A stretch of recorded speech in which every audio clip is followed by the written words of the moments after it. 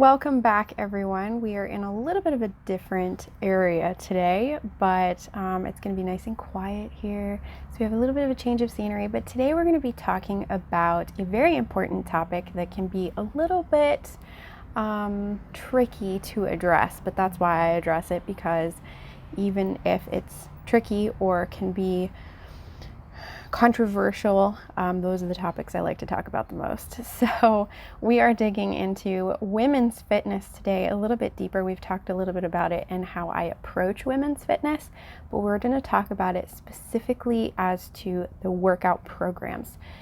So if you are interested in why we need a differentiation between women's and men's programs and wellness, why we need brave individuals like myself as trainers to redesign this concept, and how we can begin this process, you can go back and check my very first video of the year, which I cannot remember the title of it, but it was uploaded early in January. You're welcome to go check that out because we went into detail about why it's so important.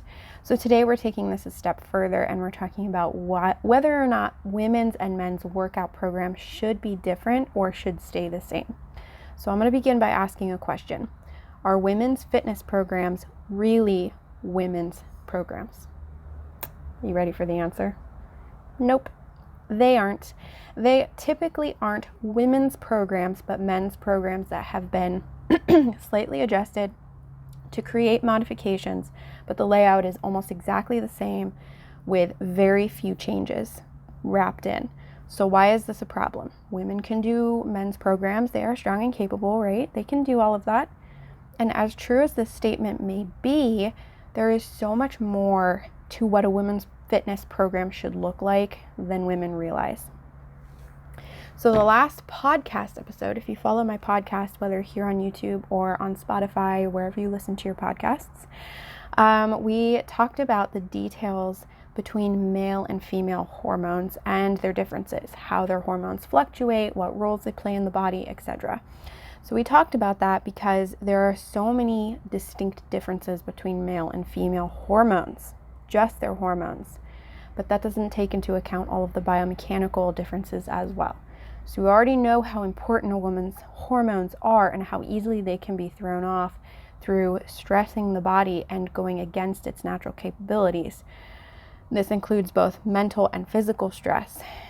Men's programs are fantastic, but their hormones are completely different and they don't fluctuate like women's hormones.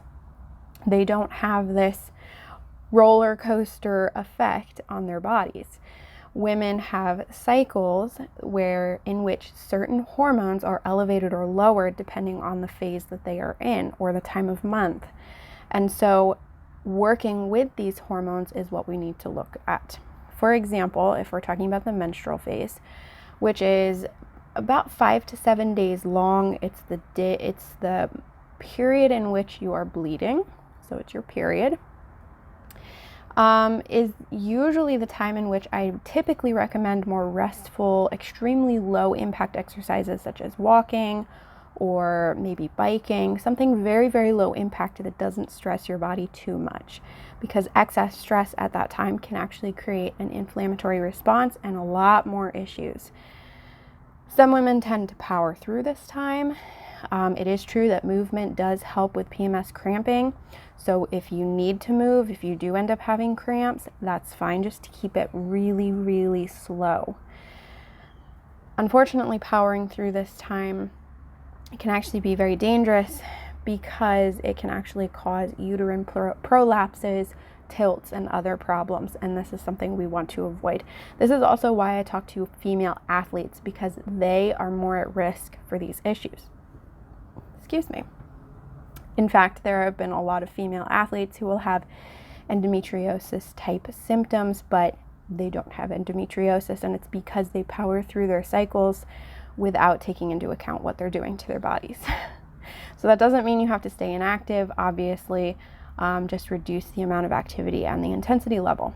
On the other hand, your ovulatory phase, which lasts about 4-ish days, technically it's 1 day, but I like to say about 3 to 4 days.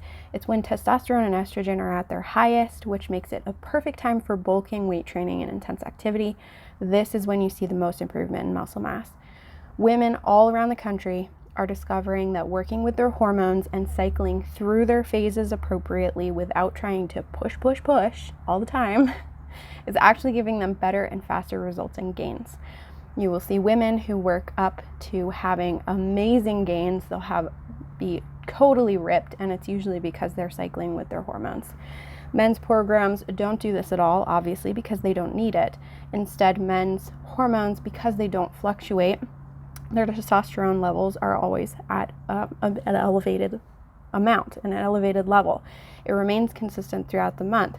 So they continually are able to do intense training and build muscle because they don't have to worry about contraindications or any other hormonal fluctuations that may occur.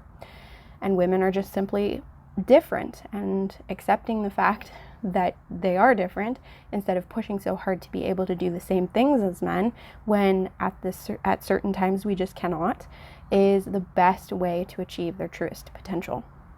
So yes, women can do men's programming. I just recommend doing it during the time of the month where their hormones are able to keep up. So your follicular phase and your ovulatory phase are the perfect times to be doing this. When you begin working with the natural fluctuations of your hormones in your body instead of ignoring them just to get a good workout in, not only will you have more energy, but you'll also experience less PMS, increased libido and stamina. You'll also have healthier adrenals and thyroids, improved metabolism, liver and gut health, fewer cortisol strikes, better blood sugar regulation, and increased strength and endurance. That's a lot of awesome stuff. So don't believe me? Try it for yourself. Test it out. For a whole month, tailor your workouts to your cycle and see if you feel a difference. If you are not sure where to start, I incorporate this type of training into all of my fitness programs, all of my workout programs, whether they're personal training or group classes, and I'd be more than happy to work with you to help restore hormone balance and total body health. I would love it. This is a subject that definitely is difficult for a lot of women to hear, especially if they've been a part of the fitness industry for a couple of decades. But things are progressively changing, as they always do. They always change, they always adapt, and it's really amazing to be able to be a part of that. But it's a scientifically and women-tested fact that women fare better with this type of training. There are so many women that we could ask that have seen amazing results, and I'm one of them. I notice that I bulk up a lot faster at certain times of the month, and it's just really exciting to see. But not only do their hormones fare better, but they're less prone to injury and degradation throughout their whole bodies. And upon reaching menopause, they are less likely to be subject to intense menopausal symptoms, as well as osteoporosis and overall organ dysfunction and degradation. Prevention. It's all about prevention. Everything that I teach, everything that I talk about, everything that I represent is all prevention, preventative care. We want to prepare our bodies well so that once we hit menopausal time, we don't have to worry about anything because our bodies are strong and we did our job correctly. So if you have any questions, please let me know. First consultation is always free, so if you're not quite sure where to start, or if you even want to go with me, your first consultation is completely free, and I'd love to talk to you and discuss maybe details as to how we can approach your specific health needs and hormone needs. I'd happy to help out in any way that I can, so if you have a question, you can just reach out to me via email, phone. You can comment on this YouTube video. You can message me on Instagram. In the meantime, please check out the podcast episode I uploaded on Wednesday for a detailed look at hormones and the differences between men and women. We are going to be talking more in detail about this throughout February. February is our hormone month, so be sure to follow me on Instagram for all of those awesome updates. So until next time, thank you guys for watching.